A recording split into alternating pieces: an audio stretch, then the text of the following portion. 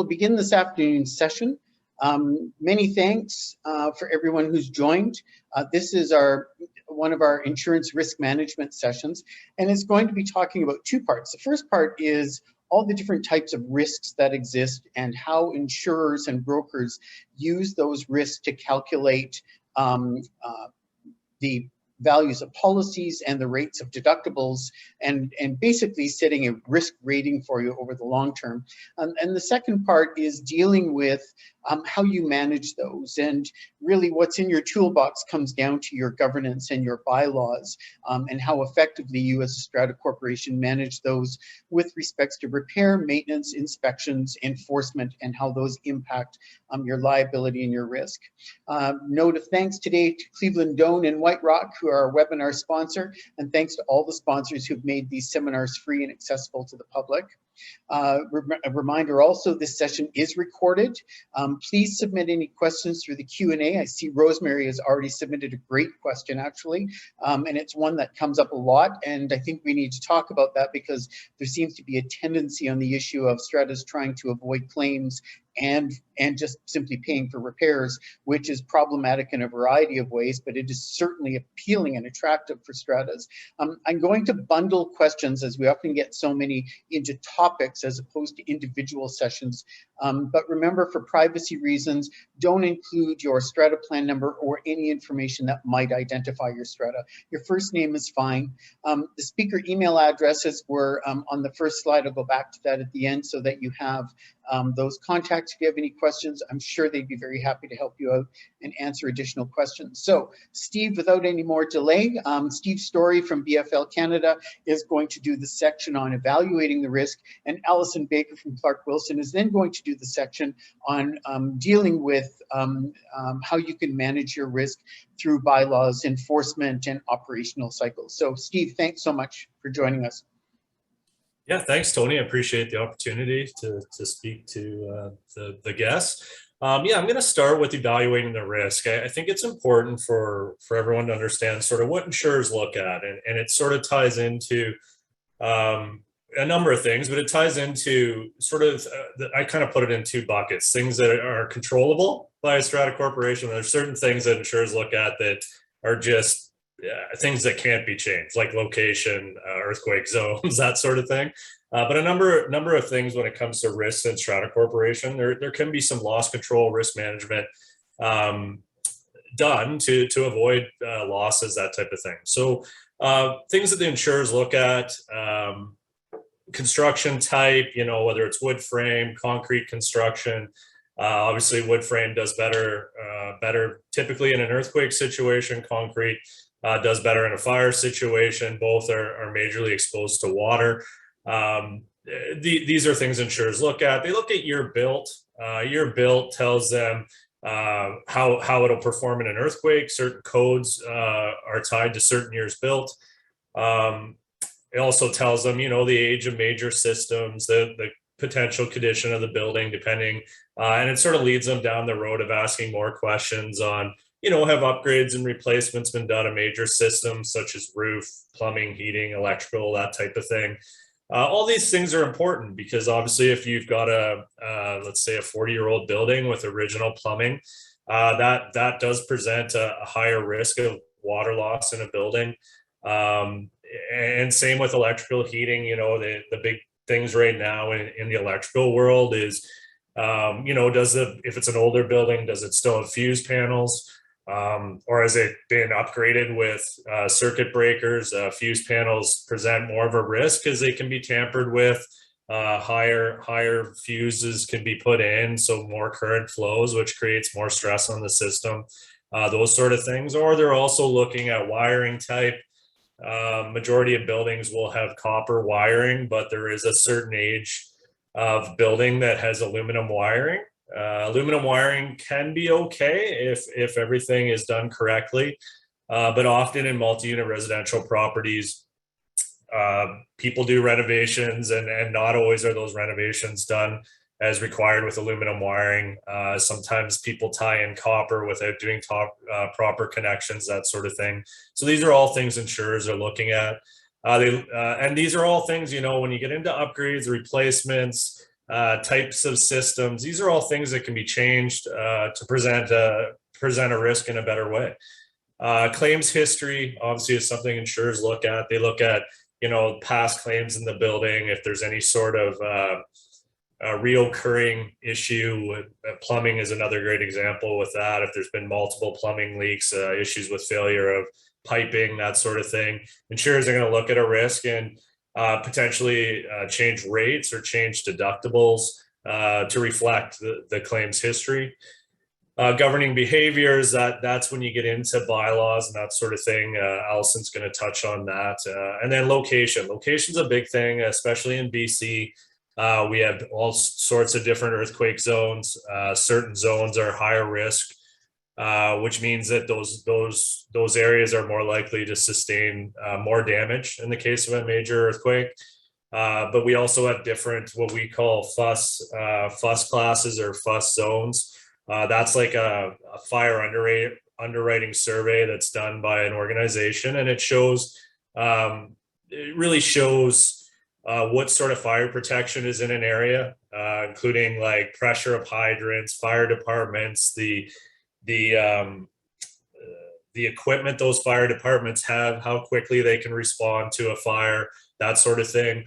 We have tons of properties throughout BC that sit in, the rating goes from 1 to 10 in the fuss rating, 1 being the absolute ideal, 10 being basically unprotected for fire. That means no responding fire hall, no hydrants, that sort of thing. And you'd be surprised, those zones aren't just in like northern BC. We've got places in Langley even that have high fuss zones because the infrastructure just hasn't quite caught up with the development in those areas. And so there's a lot of things that insurers look at. These are just a few of the major ones. Flood zones, obviously along the Fraser River, any sort of major river, any sort of tidal area. Those are another thing that insurers are looking at. Obviously, location isn't something you can change. You can't pick your building up and move it somewhere else very easily. But these are things that insurers look at. I think it's important to touch on depreciation reports. It's not really an insurance related item, but it actually ties in a pretty significant way. I mean, what a depreciation report does is it gives you a plan for the building for future maintenance, takes a look at what building components are involved. Each building's differently. It evaluates the asset condition, tells you the lifespan of that building or that system, both structurally in a building situation or mechanically or piping, windows, that sort of thing. It'll tell you the life expectancy, when it will likely need to be replaced, and it'll estimate costs for the future of replacing those. Not all insurance companies or brokers ask for this, but some insurers do. And I think just overall, from a loss control risk management perspective, it's a tool that can really educate a council on the condition of their building and help sort of structure a funding plan for the future, right? How in 10 years are we going to replace the roofs? How in 20 years are we going to replace the heating system? How are we going to replumb the building? What's it going to cost? And it helps you sort of budget for those future expenses. Obviously not mandated in BC yet, but certainly an important thing to do. And I don't know, Tony, if you have any thoughts on the future mandating, or Allison, but I know the insurance community is all for it. That's all I can say.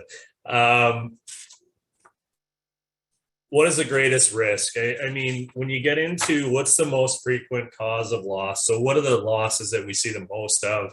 It's all water in multi-unit residential. I'd say close to 90% of our claims come from water. Used to be those claims weren't super severe. That's changed a little. I mean, I can say like we've had some pretty significant water losses, some as high as 5 million. Obviously towers, multiple units affected with high-end finishing, but also the elevators. major damage to elevators, which can add significant costs to a claim. But definitely the most frequent type is water losses. And those water losses, like I said, can run anywhere from 25,000 right up to, I think our largest 5 or 6 million in damages. These are things we're going to get into. These are things you can sometimes control, sometimes you can't. When you get into fires, fire represents a pretty significant dollar amount when you look at claims and stratas. Fires don't happen as often. It's not a sort of weekly occurrence. But when a fire happens, it can often be a significant claim. You could have, we've had fires in our firm in excess of 30 million. So you can have some pretty significant fire losses. You can imagine if you're paying 100,000 a year in premium, how long it takes an insurer to recover 30 million in losses in one loss. And in newer buildings that are fire sprinklers are great. They save lives. That's always the number one thing. But they also do a lot of damage in the case of a fire. And that still falls into the fire bucket. Fire starts, does some fire damage, some smoke damage, sets off the sprinklers. That all falls into the fire bucket. And obviously, with the amount of, we talk about the market we've just been through, which is definitely a hard market. And we saw some pretty significant increases in deductibles in multi-unit residential properties. And the reason being is that's where most of the losses are coming from. Insurers really have two options when it comes to making a sector more profitable or profitable at all. And that's either with increased rates or increased deductibles. And when you increase deductibles, that does download more sort of self-insurance onto the corporation or potentially onto the unit owners. Next slide.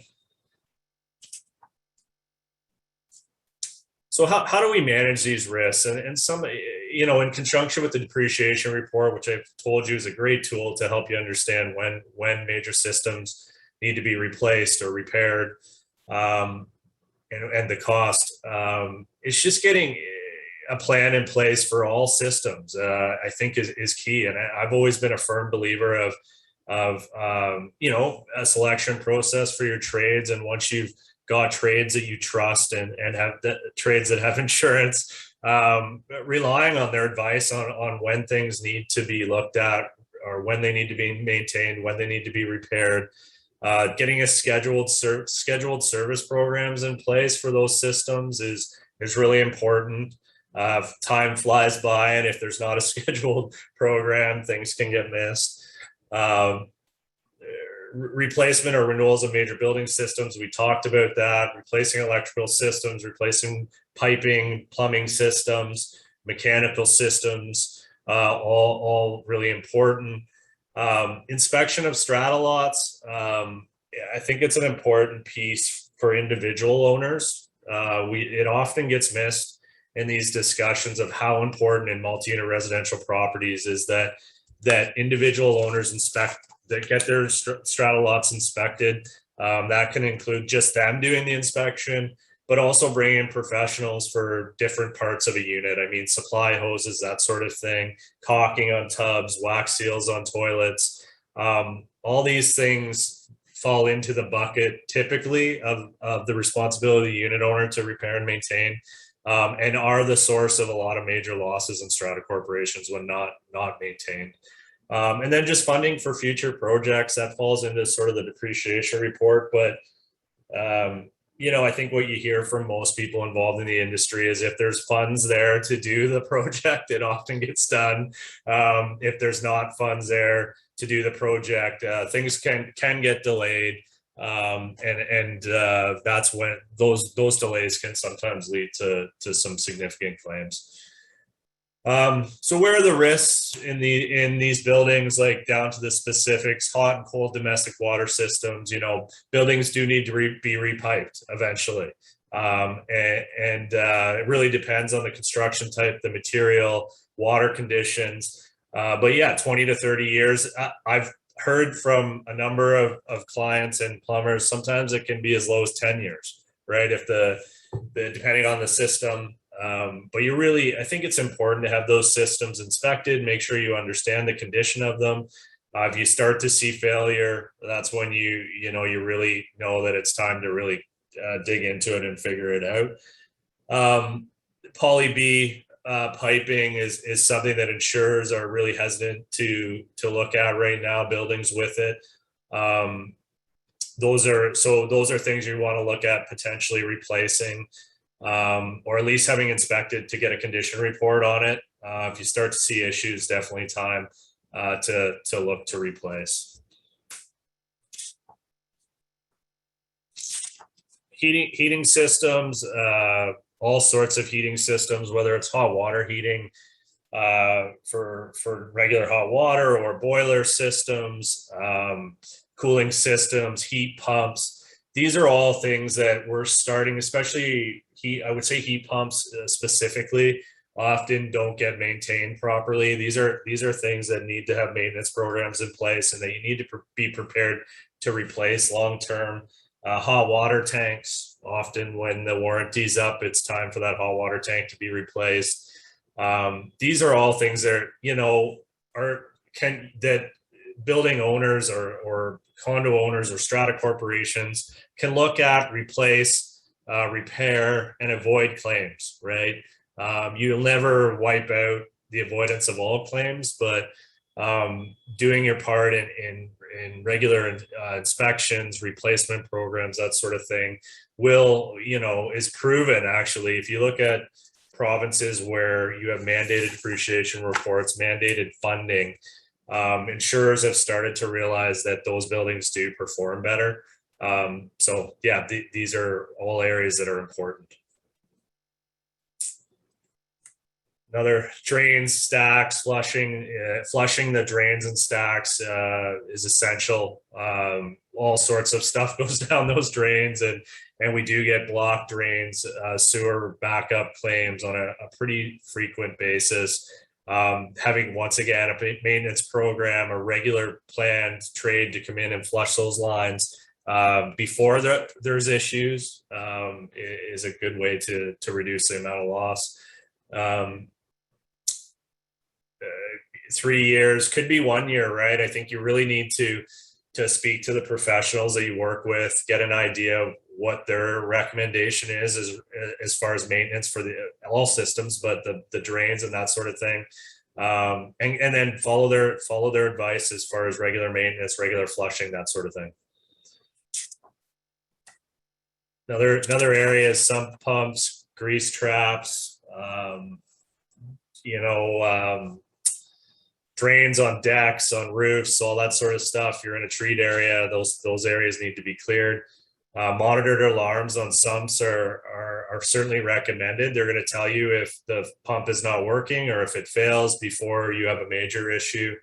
And once again, just regular inspection, regular maintenance on all this stuff will help to prevent clogging, prevent flooding, prevent water damage, that sort of thing. Already touched on that. Rooftop drains, gutters, anywhere in a treat area. I mean, even on a house, I mean, I live in a house, and cleaning those gutters is like a multiple times a year thing. I think, like, making sure you have something in place, they come clear that stuff. It's going to help long term. Fire safety systems, they require regular inspection, servicing. There is life expectancies to those systems. Sprinkler systems may vary 20 to 40 years. Really, you need to rely on the professionals. Depends on the materials used, all sorts of different things. But yeah, you want to keep an eye on this stuff, have professionals in to tell you how they're doing. From a loss control perspective, you may want to look at things like sprinkler head cages, that sort of stuff. There's been a lot of success in some of the higher rental buildings in Vancouver where we were starting to see a lot of accidental trigger sprinkler heads, where they've gone in and done sprinkler head cages throughout, and that's basically eliminated the losses in those buildings from sprinkler heads. An accidental trigger of a sprinkler head can create a significant amount of damage in a very short amount of time. So these are all things strata corporations can consider to potentially reduce the chance of loss or even eliminate the chance of loss. Yeah, next thing is just resident behavior, and I touched on this a bit, but you know, how the property is being used, our individual owners, you know, smoking, barbecues and cooking on decks. I look at major fires we've had over, say, the last 10 years. Majority have been started by smoking a discarded cigarette in the wrong area, smoldering in a planter box, potentially for a day before something ignites. Charcoal barbecues, we've seen a bit of that.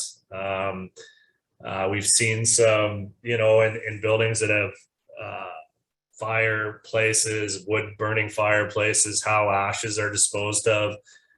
We've had significant fires where, you know, ashes have been poured in a plastic bucket outside, and that's led to a major fire.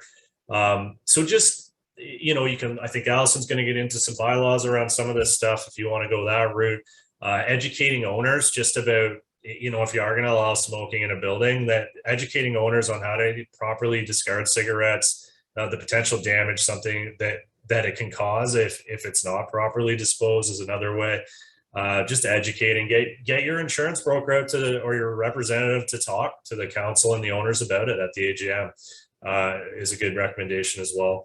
Hot water tanks, I touched on that. Appliances inside of suites, just these things don't last forever, right? These are things that are the responsibility of individual owners. Supply hoses are a big thing. We see those fail often. Putting in steel braided option is a great idea, even in new construction where that may not have been put in. You may want to look at that. Showers, tubs, waterproofing, toilet seals, water lines. These are all things that an individual unit owner can do to help reduce the chance of loss for both themselves and their own unit, but also the strata corporation. It's often forgotten that, you know, you're all owners in the strata corporation. That strata policy is for all owners.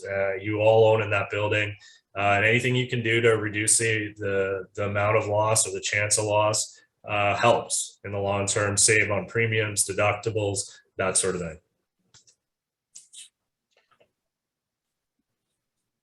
So before we jump over to Allison here, Steve, I was going to get you to answer one question that I think is kind of keeps coming up on the list here. But maybe if you can talk for a minute about what the current trends in insurance availability and cost are on the market right now compared to a year ago. Sure. It's still like, so it's an interesting that the strata class of business sort of definitely got into the hard market before the rest of the classes of business. And so I wouldn't go as far to say is we're out of the hard market yet. There's still pressure on pricing and deductibles. But what we have seen over the last sort of 6 months is we've been able to attract a number of new insurers into the strata world. Part of that is just a lot of hard work by the broking community, but also part of that is like improved pricing, some increased deductibles, which is improving performance for the class. So certainly not seeing what we've seen over the last 18 to 24 months as far as increases or lack of availability of insurers. We, you know, touch wood, we haven't seen a strata that hasn't been able to get coverage yet in our firm. I can't speak for all firms, but yeah, we're definitely in a healthier position than we were, say, 18, 24 months ago. And I see that continuing. I think discussions like this go a long way. I think, you know, stratas have started to, strata ownership, strata corporations, a lot more of them are looking closer at loss control, risk management, that sort of thing, which ultimately will lead to a healthier insurance industry for the class. But yeah, I would say pricing, still seeing a bit of pressure on pricing. Deductibles probably more reasonable. There was some pretty unreasonable stuff happening from insurance companies, I would say. So yeah, I'd say the future is positive, where things are healthier than they've certainly been in a long time. Yeah. Hopefully that answers the question. Yeah, it is better. And we're seeing across the board from our members that prices have actually softened, and deductibles, if there have been no claims and they've managed to deal with their issues, their deductibles have also dropped substantially. Sure. Yeah. Allison, I think we're over to you from here on. Hi, Tony. Thanks, Steve. So I'm going to be talking about generally about bylaws as a risk management tool. Owners obviously have a role, and other residents have a role in dealing with the risks that strata corporations face. We've already had Steve mention a number of those. So part of that is looking at annual inspection, educating owners and other residents about issues, and then looking at the bylaws about what about managing risk, and that can fall into a number of categories. So Tony, could you turn to the next slide? So under the Strata Property Act, strata corporations are permitted to, well, in fact, must have bylaws, but in particular are permitted to adopt bylaws that provide for the control, management, maintenance, use, and enjoyment of strata lots. Now, I'm primarily going to talk about bylaws in this session, but some of the items that one could address via the bylaws could also be addressed via the rules. Bearing in mind that rules are more limited under the Strata Property Act. In particular, rules can only deal with the use, safety, and condition of common property and common assets. So a rule that deals with matters within a strata lot are not enforceable. Rules that deal with the governance of the strata corporation also would not be enforceable. And in general, there seems to be more attention paid to the bylaws. So it's often better, particularly for long-term issues, to put them in the bylaws where possible, but bearing in mind that the rules may be an option where passing the bylaws for whatever reason may be a bit of a challenge. Bylaws can also be looked at as a form of notice to the residents and visitors about their obligations and limitations on use of property within the strata corporation. And then bylaws can also set conditions for activities such as carrying out alterations, smoking, or using recreational facilities. So taking a look at bylaws and strata corporations and risk management issues, taking a step back, I kind of put them into three primary categories. There can be a bit of overlap between the categories, but the first would be the bylaws that deal with repair and maintenance. The second are the bylaws that deal with the conduct of activities within the strata corporation. And then the third are bylaws that deal with insurance, indemnity, deductibles, and chargebacks. So as you said, each of those, those can overlap with one another, but they can each stand alone in terms of sort of the topic at hand. So Section 72 of the Strata Property Act talks about repair and maintenance bylaws, and the fact that as a starting point, the strata corporation is responsible for the repair and maintenance of common property. And by operation of the act and the absence of regulations, strata corporations cannot make owners responsible for the repair and maintenance of common property by bylaw. Now, that's a significant change from previous legislation. So under the Strata Titles Act and under the Condominium Act, it was possible to make owners responsible for the repair and maintenance of common property, but it is not possible to do that under the Strata Property Act. And I often, in reviewing bylaws, particularly bylaws for older strata corporations that have not fully brought their bylaws into line with the Strata Property Act, I will often find bylaws that do attempt to make owners responsible for things like windows, doors, sometimes plumbing, and other systems that are actually the strata corporation's responsibility to repair and maintain, bearing in mind that under the Strata Property Act, and in particular, the definition of common property that is set out in Section 1. Common property is a very, very broad concept under the Strata Property Act. It's not just the property that exists outside the boundaries of a strata lot. There is often common property that exists within the boundaries of a strata lot, and those are primarily going to be services related. So plumbing, electrical, heating, cooling, fire safety, what is and isn't common property is going to depend on, one, taking a look at the bylaws, and two, taking a look at the facility that is related to the system and determining whether that facility is in fact common property or not. And we've started to see a body of case law develop. I've written a couple of articles on the concept of common property in the under the Strata Property Act. You can take a look at past issues of CHOA for that, but it is continuing to develop, particularly now that we have the CRT and lots of CRT cases where the CRT is being asked to consider whether in a particular case something is common property or not common property.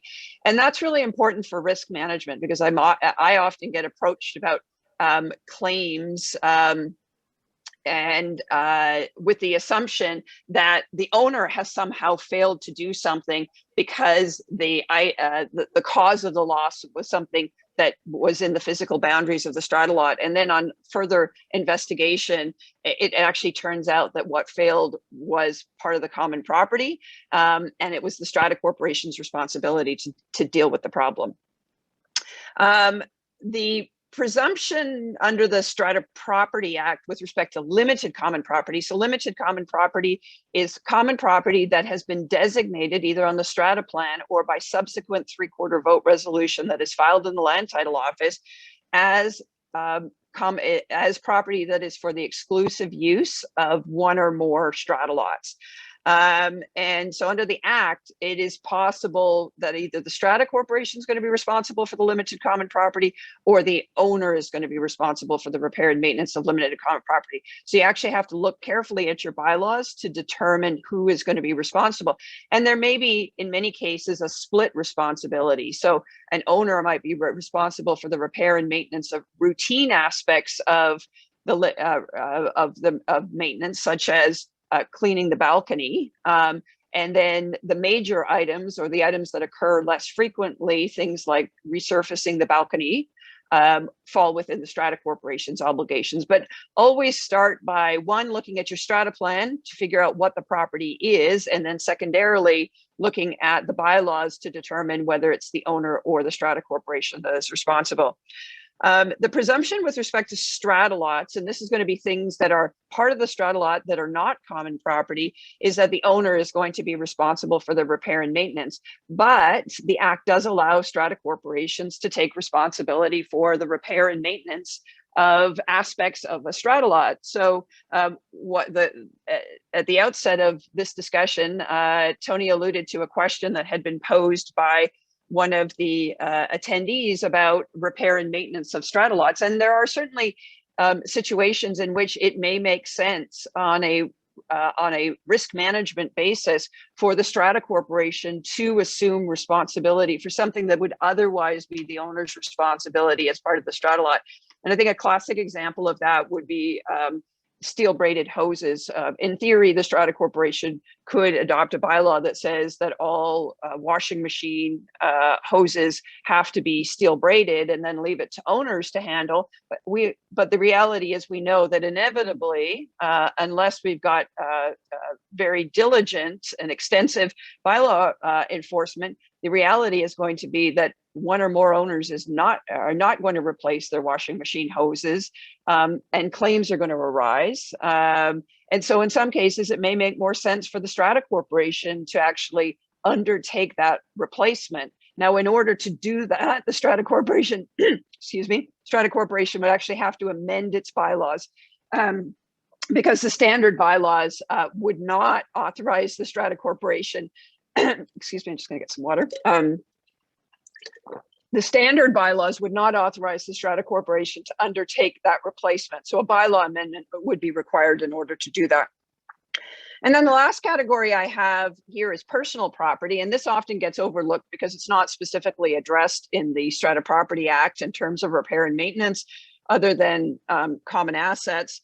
But everybody's got stuff in their strata lots, whether that's their additional appliances, furniture, electronics, whatever they've got in their strata lot that isn't attached and doesn't form part of the strata lot is going to be considered personal property.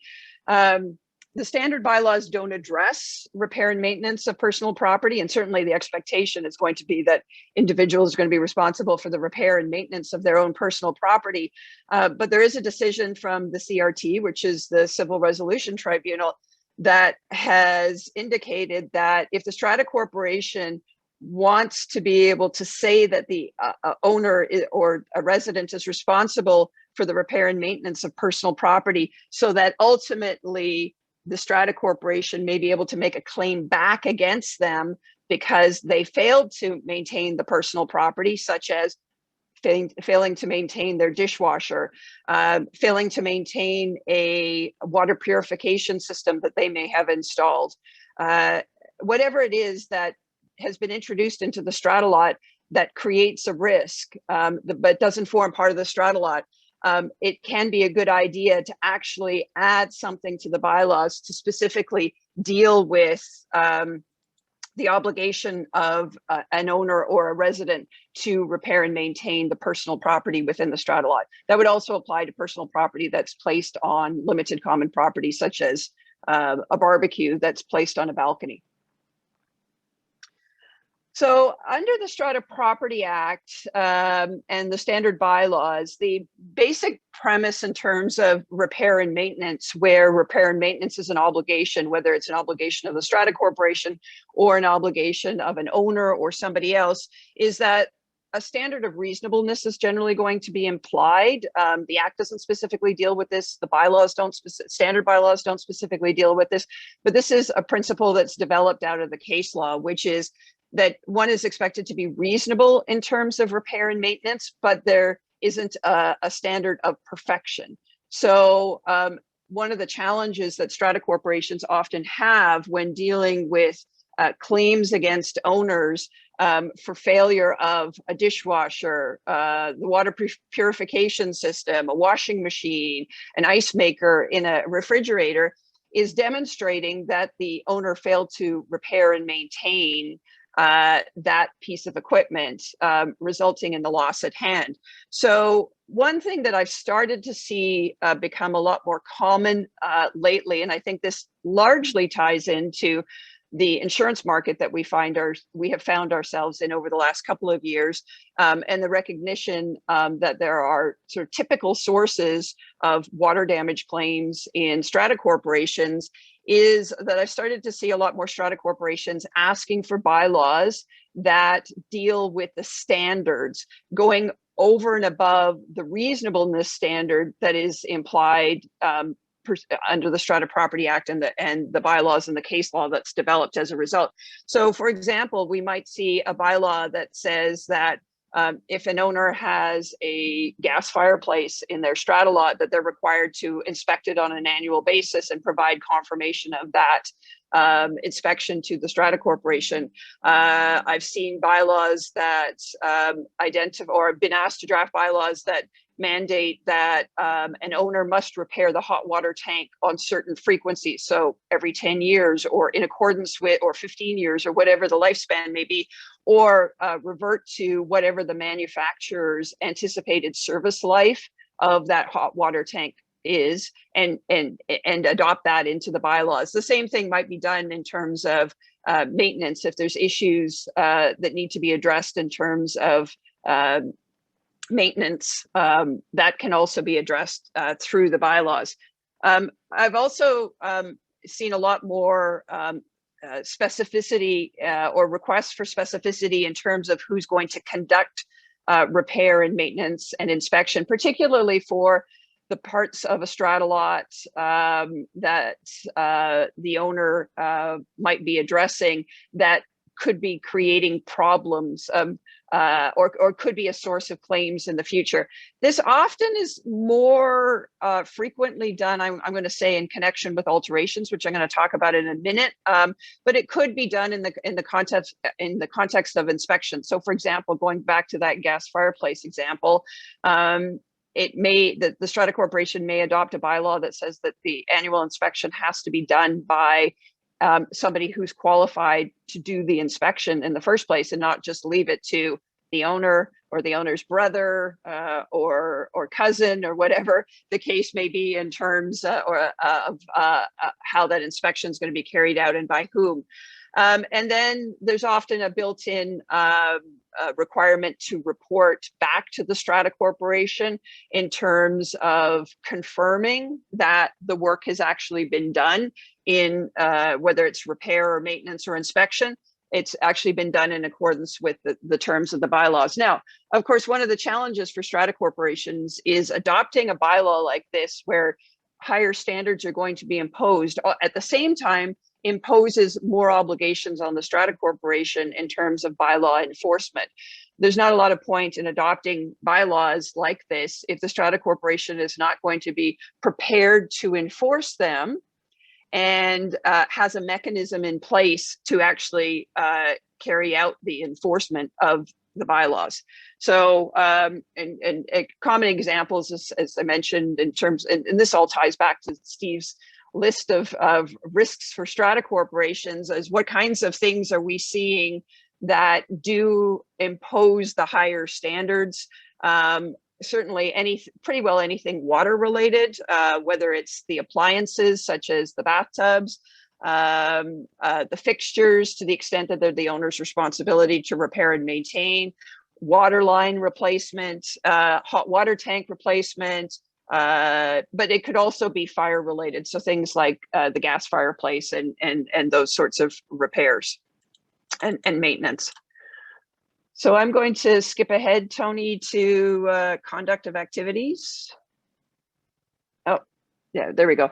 So another class of bylaws, as I mentioned at the outset, and again, this may be rules in some cases too, is the conduct of activities on common property and or in a strata lot. And wherever I refer to common property, I'm almost always referring to limited common property as well, although you can have different standards applicable to what happens on the common property as opposed to what happens on limited common property. So, and I'll get into that in a moment. Typically you will end up with two types of bylaws that govern the conduct of activities. The first is an absolute prohibition. So banning the activity, whether it's banning it within the boundaries of a strata lot, on the common property or unlimited common property, or on a common asset if the strata corporation actually owns any common assets. Or it could take the form of restrictions. So the activity is actually allowed, but there are a number of requirements in place in terms of how that activity can be carried out. And those restrictions can take the form of the hours that the activity is permitted, the days the activity is permitted, who is permitted to carry out the activity, who's not permitted to carry out the activity, and then going into more detail about the standards that might apply to the activity in question. We have some bylaws in the standard bylaws to that effect. So for example, standard bylaw 3.1, which deals with like things like one can't create a nuisance hazard, or a hazard can't do anything that unreasonably interferes with the rights of others. But those may not go far enough in terms of dealing with things like smoking or use of a recreational facility in order to deal with the risks that those activities can impose, not only from a sort of a community perspective in terms of how those activities might impact your neighbors, but also bearing in mind that the risks that those kinds of activities can generate. So I'm going to say over the last 7 or 8 years, restrictions on smoking have become a much more common phenomenon in strata corporations. I think when I first started out doing strata law 20 plus years ago, it would have been highly unusual to see smoking related bylaws. That's evolved over time, in part because of society's general views on smoking and the acknowledgement of the risks that smoking can impose in terms of secondhand smoke. But it's also a recognition of the risk that smoking can impose in terms of hazard, such as causing fire damage claims and then resulting water damage claims in connection with those fire damage claims. So we definitely see now a lot more bylaws that of strata corporations that prohibit smoking, not only on the common property, but within a strata lot. And I will often get, in some cases, I will get asked the question, well, how can you govern what's going on within a strata lot? Well, if you go back to my original slide and the provisions of the Strata Property Act, the act is clear that the strata corporation can adopt bylaws that restrict or prohibit activities within a strata lot. So, and as long as the strata corporation has a good faith basis for adopting a bylaw, and the owners collectively have agreed to adopt that bylaw, the bylaw is generally going to be enforceable with some very limited exceptions. You may get bylaws that restrict smoking. They may, for example, allow smoking within a very prescribed area. They might allow smoking within a strata lot, but not on common property, or they might allow smoking on common property, but only in the smoking area of the strata corporation, which is located away from the building. Bearing in mind that there is also provincial legislation dealing with smoking in public places, as well as municipal bylaws that can apply to. And so the fact that there are both municipal bylaws and provincial legislation dealing with smoking and where one can smoke does not limit the strata corporation from adopting more onerous bylaws. The strata corporation is permitted to adopt bylaws that prohibit an activity that might be allowed under either provincial legislation or under the municipal bylaws.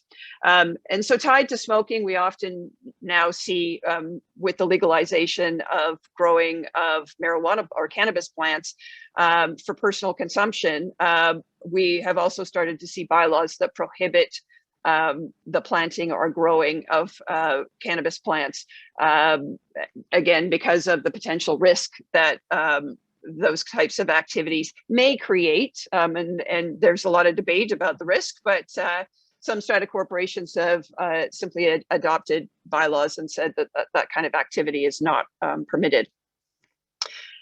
So going back to Steve's list of common sources of claims for strata corporations, barbecues, other outdoor cooking devices and heat sources. Again, we're starting to see a lot more restrictions on those types of devices because of one, the nuisance factor and the impact that they can have on other residents of the building, but also in recognition of the fact that they can create, they can lead to fairly significant damage claims, again, both fire and water related. So we may see in some strata corporations a complete ban on all of these items. And although I would say that's less common than restrictions. And so the types of restrictions that we will often see are things like limiting the type of fuel that can be used in connection with the device and where it is stored and how it is stored. Because the fuel itself, things like propane, can be a risk unto themselves.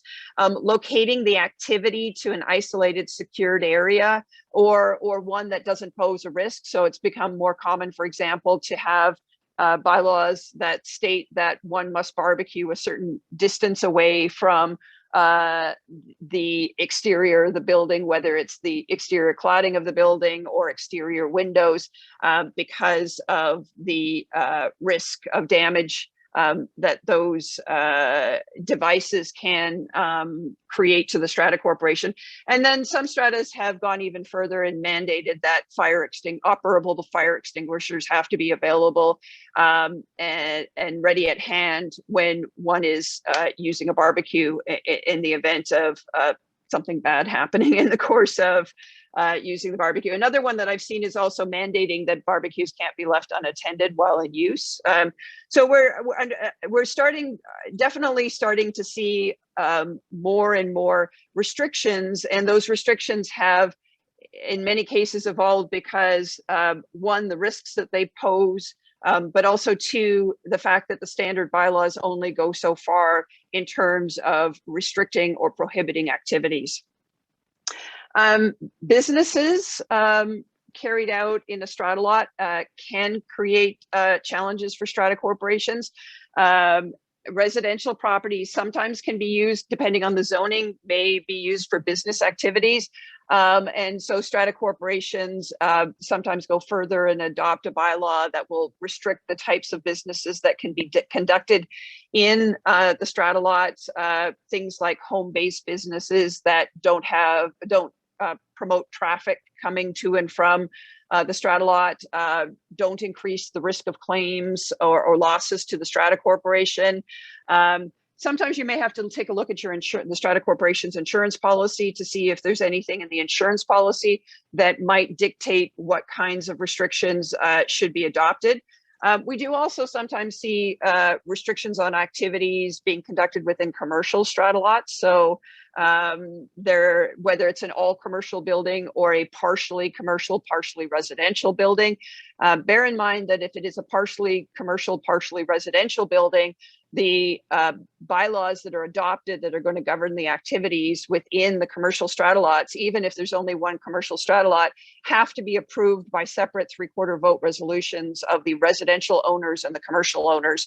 The residential owners are not in a position to impose restrictions on the commercial owners and the operation of activities in their units unless the commercial owners are prepared to accept those, and they effectively have a veto in the event that they are not in alignment with the restrictions that are being proposed by the residential owners. Steve also alluded to alterations, and alterations, in my experience, are a big source of grief for strata corporations. I think part of the grief arises from the fact that in older strata corporations, the Strata Titles Act and the Condominium Act really didn't adequately address the issue of alterations and didn't establish any sort of regime to manage the issue of alterations. That's changed a little bit with the Strata Property Act. So standard bylaws 5 and 6 place minimal obligation on owners conducting alterations to strata lots and common property. They do allow strata corporations to set conditions of approval, including that the owner agree in writing to take responsibility for any expenses that are related to that. But that's in most cases not going to be enough. And so we definitely recommend that strata corporations look carefully at their bylaws in terms of what do you have dealing with alterations and what should you have in your bylaws dealing with alterations. The more specific you can be, particularly because a lot of the requests are going to be somewhat repetitive in terms of what's needed, the better, and the less likelihood that you're going to have disagreement with the owner about the terms of approval. So the bylaw amendments can, for example, set, could you turn to the next slide, Tony?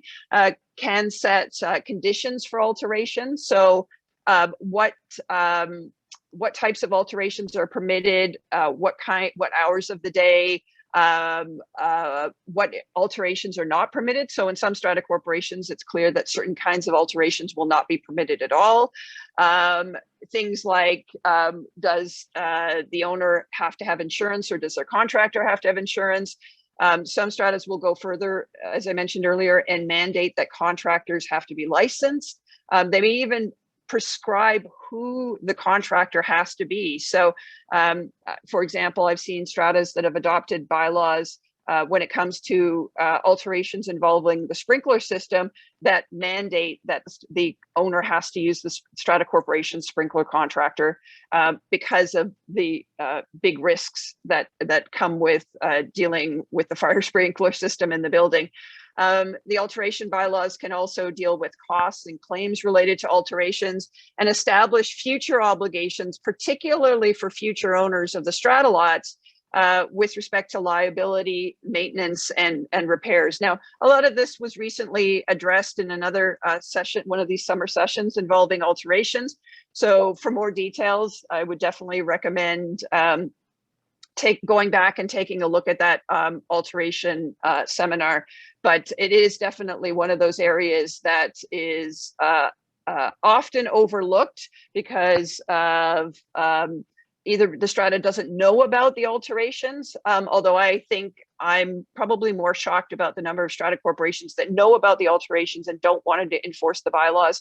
And then on the day before the strata lot sells, everybody's up in a tizzy about an alteration that everybody knew about for an extended period of time and nobody wanted to do anything about, because that often will create an obligation for the strata corporation moving forward.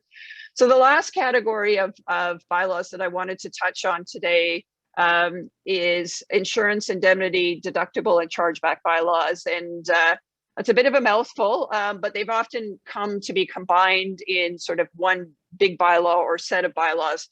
The standard bylaws don't specifically address these items, although they're touched on a little bit, and these bylaws can be helpful if a strata corporation does not have them. So standard bylaw 3.2 says that owners, tenants, occupants, or visitors must not cause damage other than reasonable wear and tear to common property, common assets, or those parts of a strata lot that the strata corporation must repair and maintain. So that's a starting point, but may not always deal with the kinds of claims that you're looking at. Standard bylaw 5 and standard bylaw 6, as I mentioned just a moment ago, are the alteration bylaws, and those bylaws specifically allow the council to include as a term of approval that the owner agree in writing to take responsibility for expenses related to the alteration. Sections 129 and 133 of the Strata Property Act deal with remedying a contravention of a bylaw. So those provisions may sometimes be helpful in terms of dealing with the problem, dealing with a breach of a bylaw and allowing the strata corporation to fix the problem and then charge the cost back to the owner, as long as the strata corporation follows section 135 of the Act. Section 158 of the Act deals with insurance deductibles and says one, that the deductible is a common expense of the strata corporation, but then says that a strata corporation is not prevented from suing an owner to claim back a deductible that the owner may be responsible for. So that section has generated all sorts of litigation, both in the court and at the Civil Resolution Tribunal, about chargeback bylaws or deductible bylaws or indemnity bylaws and what they need to contain. So I do recommend to strata corporations that they regularly have their indemnity bylaws reviewed because the law is changing, and it's probably one of the most litigated areas at the Civil Resolution Tribunal, which does impact the drafting and ensuring that ultimately strata corporations are able to claim. So Section 161 of the Strata Property Act provides that an owner may take out insurance for things that the strata corporation's insurance doesn't cover. In a chargeback bylaw, in addition to some of the things that I've mentioned already, our recommendation is that the bylaw remind owners and other residents of their obligation to maintain insurance for risks that are not insured by the strata corporation. This is not with the intention of reviewing everybody's insurance policy to make sure they do that. This is one of these provisions, going back to the beginning of the slides, where this is a notification to say the strata corporation's insurance policy is not unlimited, and that residents need to take responsibility for their own insurance. The bylaw should also address claims for deductibles and when an owner is going to be responsible for the deductibles, but also for uninsured amounts, whether it's uninsured because the claim is under the strata's deductible, or uninsured because it isn't something that the strata corporation's insurance policy actually covers. And then the bylaw should also address the issue of allowing the strata corporation some latitude with respect to making insurance claims. Steve's alluded to the fact that making insurance claims can have an impact on your insurance costs, both the premium and the deductible. So in some cases, it may not make a lot of sense to make an insurance claim. If you have a $25,000 insurance deductible and a $26,000 insurance claim, there's probably going to be a disproportionate effect on the Strata Corporation's premiums and deductibles in the future if the Strata Corporation does make a claim for what effectively amounts to $1,000. So if the Strata Corporation decides not to make a claim, one, bylaws can help with that. But secondarily, if the Strata wants to be able to claim back an amount equal to the deductible against the owner, the Strata Corporation is going to need a bylaw in order to do that. There is at least one civil resolution tribunal decision confirming that that is necessary in order to protect the Strata Corporation. So just getting back to ultimately what the goal of today's session was, is to sort of highlight what is involved in managing the Strata Corporation's risk, or at least at a very high level, because this is a topic one could talk about for extended periods of time.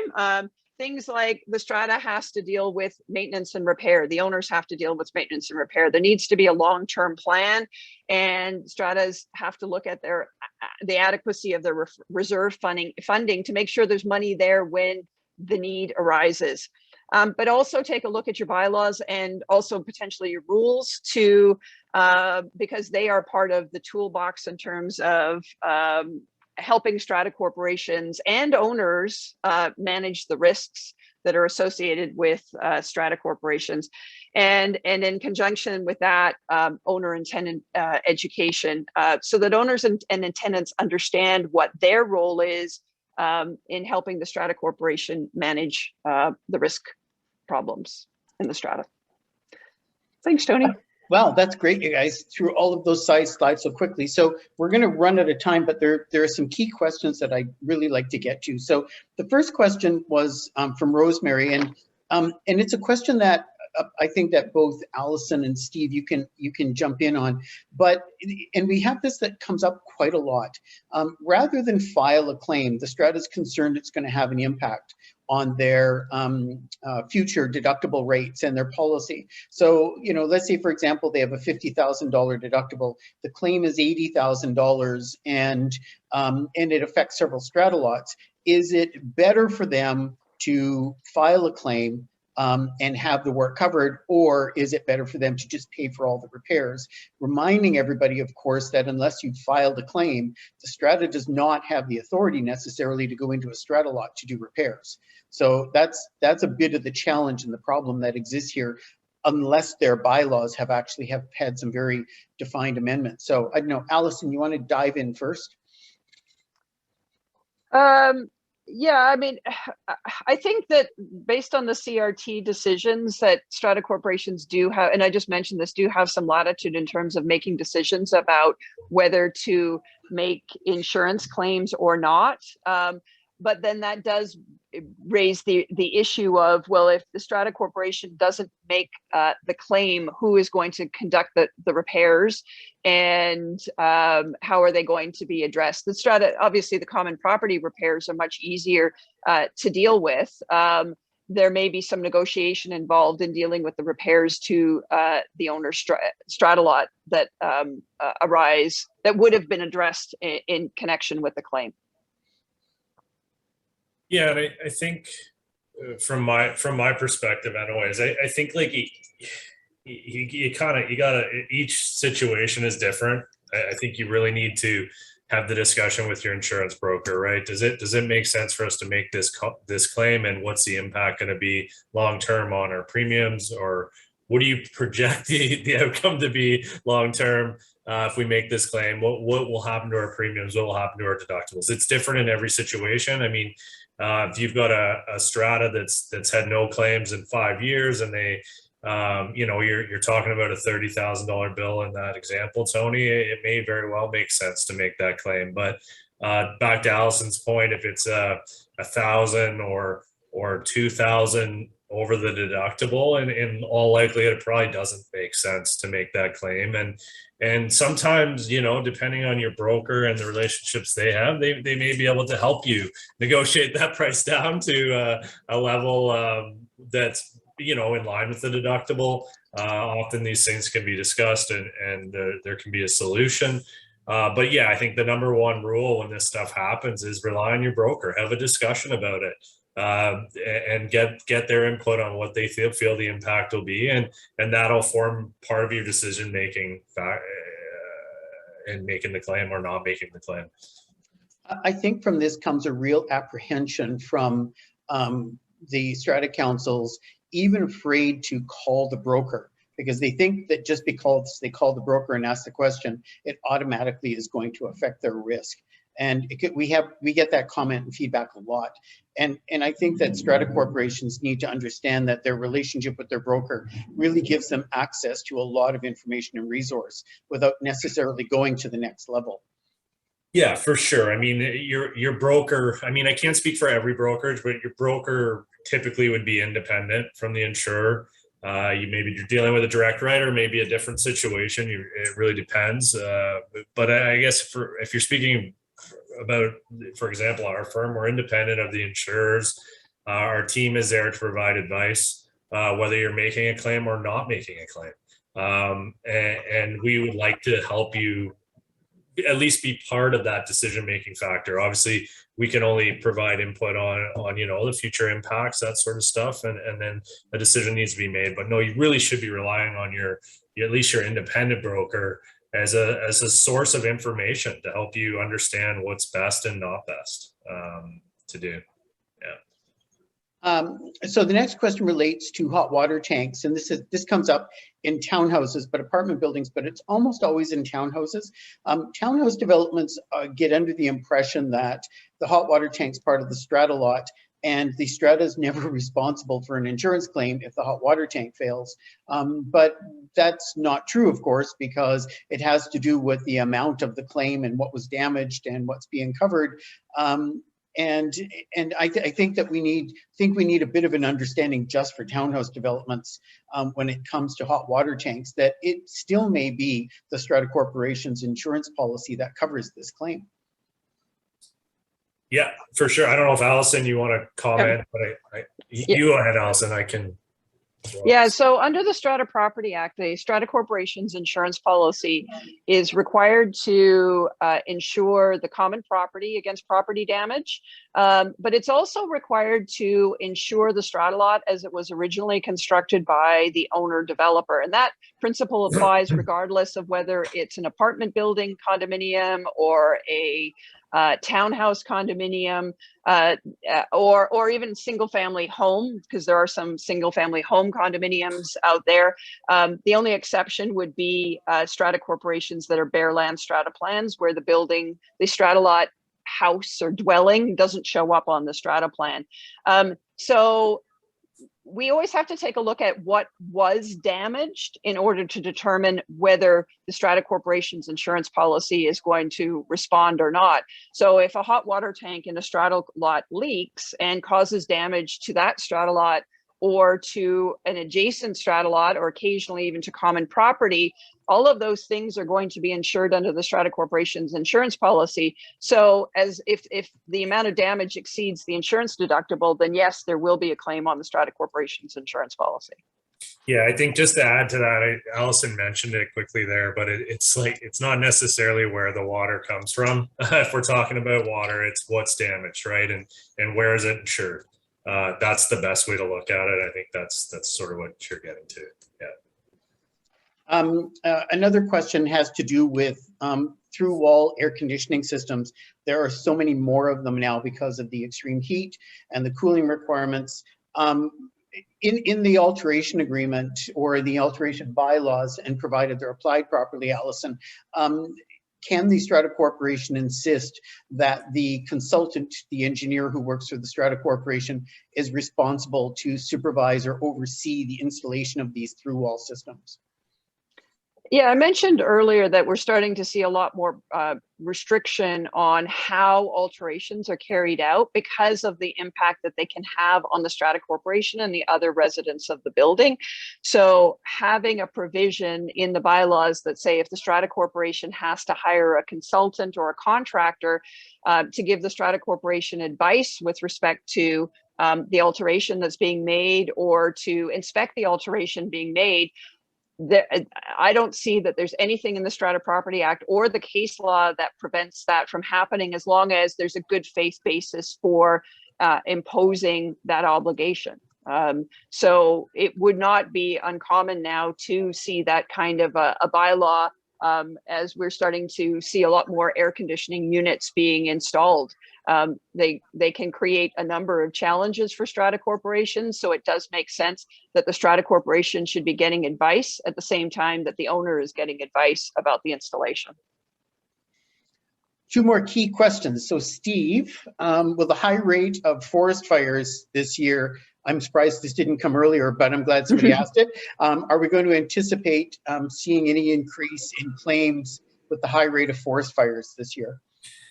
Yeah, I mean, certainly. I think it's anytime there's any sort of catastrophe, whether it's a forest fire, a flood, an earthquake, happens anywhere in the world, it has an impact on insurers, both the primary insurers that you see on your policies, but also if it's a major cat event, such as a major forest fire, a major flood and earthquake, it's going to affect reinsurance rates.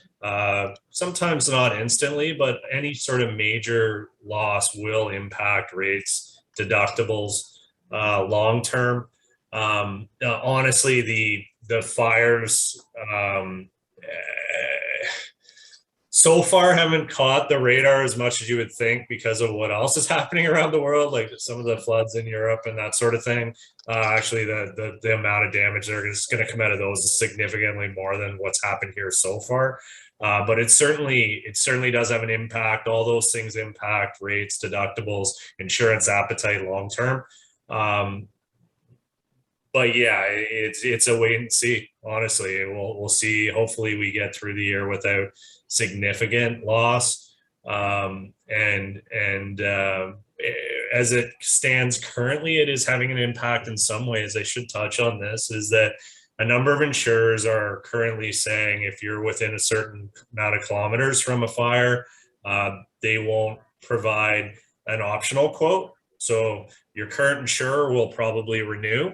They'll probably renew at current limits of coverage. They may not be willing to increase the limits of coverage. So if you get a new appraisal, they may say, we'll keep you insured at last year's value until such point as the fire is no longer a risk.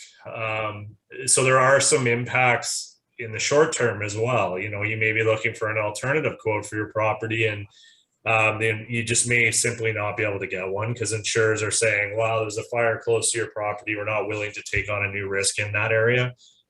So these are all things you, once again, talk to your insurance representative about and understand your specific situation. But yeah, it will have an impact. If there's major payouts, it certainly will have an impact. Thank you. And maybe Allison and Steve to finish out. So this comes up quite frequently where the strata corporation simply refuses to file a claim, even though several units have been damaged, and they're just trying to get the owners to pay for it or go through their own policies. If the strata refuses to file a claim, can an owner go directly through the insurer to file the claim? Under the strata, sorry, I was just going to say, I was just going to quickly say, I'll turn it over to you, but formally under the Strata Property Act, an owner is a named insured on the insurance policy. So the owner has because the owner is the owner of the property that's being insured, they have an interest in what's being insured, and they have a right to make a claim. Yeah, exactly. I agree 100%. I mean, the individual owner can file a claim. We do, Tony, to your point, we do get often we hear from unit owners saying, hey, like no one will let me make a claim here, and it's not covered under my personal insurance because it's property insured under the strata policy. And we sort of navigate through that process and typically get it on track. But yeah, certainly an owner is an insured on the policy with respect to property that's insured under the strata policy. Well, that's excellent. Thank you both very much. Emails for all three of us are shown up on the screen. If you have any questions, please send off an email. Somebody would be happy to help you out. Our office can help you research more information on any of the topics. I know we didn't deal with all of the questions. My apologies, but we just run out of time, which is, I guess, the good part of all of these sessions is the amount that we cover. We're going to be posting this presentation as well as the YouTube video, and a number of guides and checklists will be posted to the website this week. So look for those those. They'll help you out. And, you know, whether you're scheduling sessions for inspections or education as a strata council or with your owners and get your owners to do it, the more active response that you as strata corporations can take will certainly reduce claims, which reduce cost, risk, and the long-term effect on your insurance. So for everyone, thank you again today. Thanks, Allison. Thanks, Steve. Wonderful session. Thanks. Thanks, Thanks, Tony. everyone.